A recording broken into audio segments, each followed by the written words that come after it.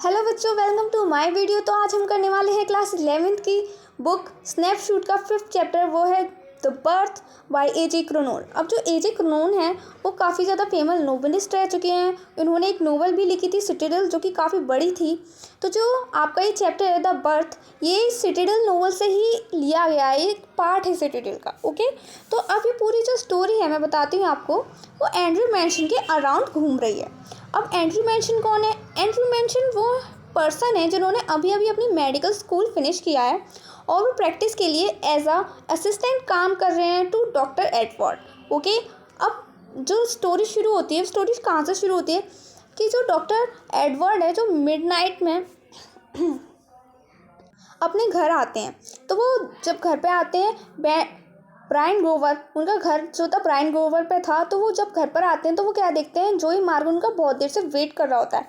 अब जब जोई मार्गन देखता है कि डॉक्टर आ गए हैं तो वो एकदम रिलैक्स एक्सप्रेशन से कहता है कि डॉक्टर, मैं आपको बहुत देर से वेट कर रहा था। मेरी जो वाइफ है, मैं और मेरी वाइफ आज एक्सपेक्ट कर रहे हैं कि आज हमारा बच्चा डिलीवर हो सकता है। तो मेरी वाइफ आपसे मतलब मिलना चाहती है, तो इसलिए मैं आपको लेने आया हूँ। तो डॉक्टर एब्सेंट माइंड से कहते हैं कि हाँ चलो, मैं चल रहा हूँ, मैं अपना बैग ले लूँ, फिर चलते हैं।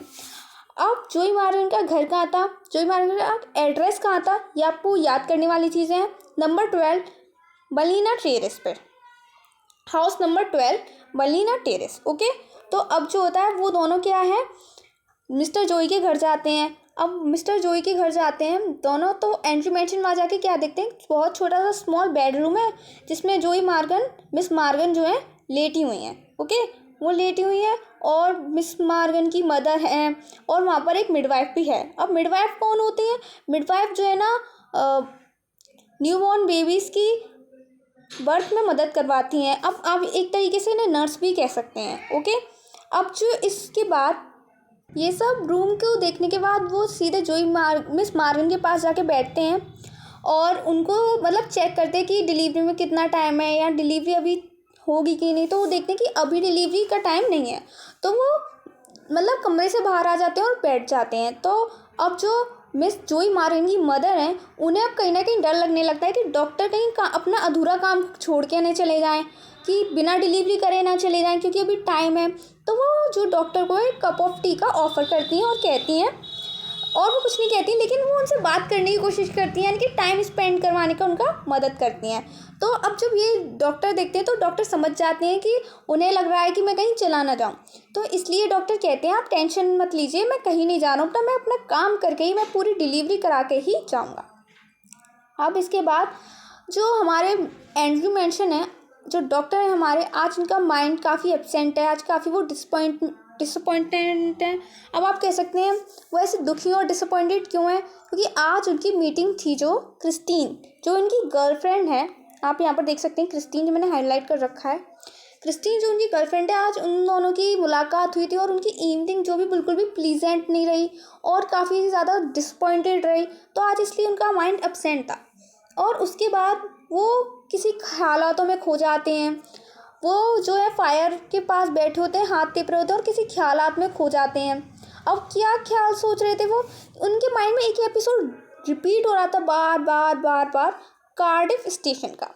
अब वहाँ पर क्या हुआ था कि आज उन्होंने मतलब दो कपल्स को देखा था जो कि बहुत ज़्यादा प्यार करते थे आपस में, वो मैरिड हैं, पर उस कपल में जो वाइफ है ना, वो अपने हस्बैंड को छोड़ के चली जाती है। अब बहुत ज़्यादा इस वजह से उनका माइंड अपसेट होता है या बुरा लगता है उन्हें। क्यों? क्योंकि वो ऐसे पर्सन थे जो मैरिज में जो है काफ़ी ज़्यादा बिलीव करते थे। उन्हें लगता था एक मैरिज बहुत ज़्यादा ट्रेडिशनली जो होती है, उससे दो कपल हमेशा साथ रहते हैं, या इस मैरिज की बहुत ज़्यादा वैल्यू होती है। आज ये सब देखने के बाद उन्हें बहुत बुरा लगता है और बार बार वो इसी ख्यालों में खोए होते हैं। अब उन्हीं के सामने ब्लैक ड्रेस में, मैं यहाँ हाईलाइट कर देती हूँ, ब्लैक ड्रेस में बैठी होती हैं क्वाइट लेडी, मतलब जो मिस्टर मार्गन की जो है मदर, वो भी बैठी होती है वहाँ पर ब्लैक ड्रेस में, और वो बहुत ज़्यादा, वो भी अपनी कहीं ना कहीं किसी ख्यालों में खोई होती हैं उन्हीं की तरह।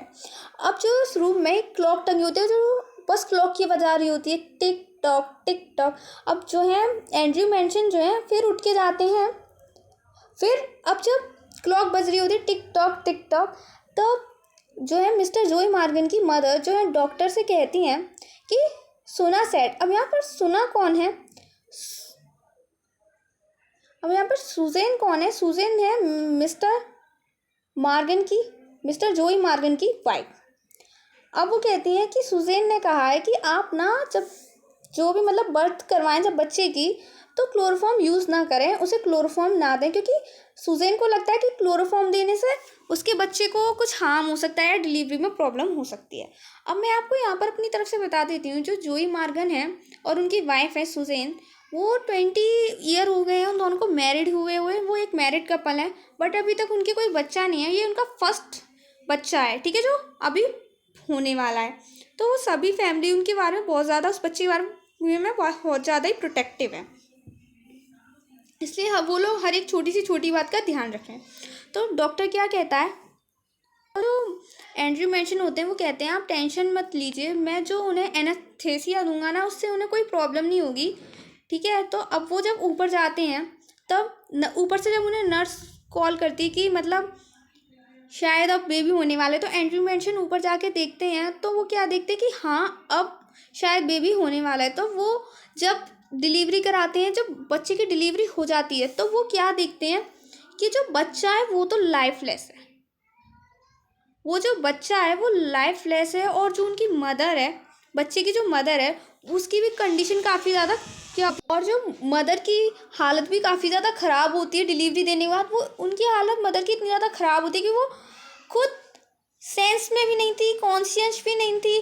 तो सबसे पहले डॉक्टर क्या करते हैं, उस बच्चे को मिडवाइफ को पकड़ाते हैं और जल्दी से सबसे पहले ना वो मदर को ठीक करते हैं, मदर को वो मेडिसिन इंजेक्ट करते हैं, जिससे कि मदर की हालत वो स्टेबल कर देते हैं। अब उसके बाद वो देखते हैं, पूछते हैं मिडवाइफ से वेयर इज़ द चाइल्ड। तो मिडवाइफ ने क्या किया था, न्यूज़पेपर पे चाइल्ड को रख के बेड के नीचे रख दिया था। तो वो जल्दी से कहते हैं इसे उठाओ, और उठाते हैं। उसके बाद वो चाइल्ड को देखते हैं, तो बिल्कुल ही लाइफलेस होता है, वो बिल्कुल भी सांस नहीं ले रहा होता है। पर वो जब चाइल्ड को देखते हैं, तो वो क्या देखते हैं कि वो जो बच्चा है बिल्कुल भी सांस नहीं ले रहा है। उस बच्चे को एस्पेशिया पैलिडी की प्रॉब्लम थी।